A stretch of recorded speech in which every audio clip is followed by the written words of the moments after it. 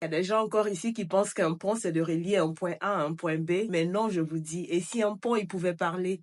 Les ponts, ils servent aussi à relier des cultures et parfois, ils racontent même des histoires de voyage, de mélange d'inspiration. Et carrément, je vous donne 3 exemples de ponts. On commence par le premier pont qui est là, juste derrière moi, le pont Alexandre III. Ce pont, c'est un masterpiece. Magnifique chef-d'œuvre. Et si tu regardes bien, il y a des motifs arabesques en forme de florale. C'est directement inspiré de l'art de l'Afrique du Nord et du Moyen-Orient. Petite histoire, à la fin du 19e siècle, il y a l'Europe qui se passionne de l'art qui vient d'ailleurs. Et ils appellent ça l'orientalisme. C'est carrément des artisans de l'Afrique du Nord qui sont venus travailler là, à Paris. Ils ont laissé leurs empreintes. Du coup, quand tu marches sur le pont, tu ne marches pas seulement sur le pont, tu marches sur une rencontre entre Paris et le monde. Ensuite, on a le pont de Triana ou le Puente de Triana à Séville en Espagne. Et ce pont, il relie le quartier de Triana. On le connaît pour ses céramiques colorées, les azuleros.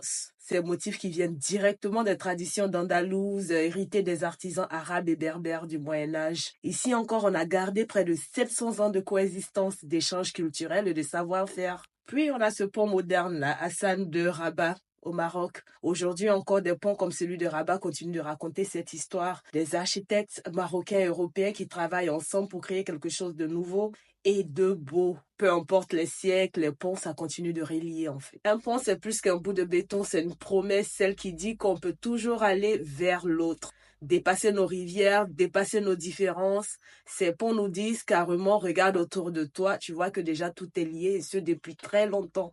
Et toi, dis-moi quel est le pont qui t'a le plus marqué? Dis-le en commentaire.